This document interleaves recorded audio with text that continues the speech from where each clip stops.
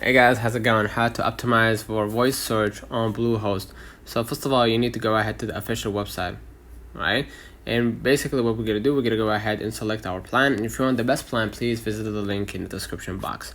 Now what we're gonna do, we're gonna go ahead to this section in the official website of Bluehost. And basically, voice searches frequently involve local queries. So optimizing WordPress website for local SEO can further enhance your reach. Use structured data as well to improve your chances of being featured in voice search results. So in order to optimize your voice search on Bluehost, you need to optimize your SEO search, right? So you need to be ranking in order to get that automatically.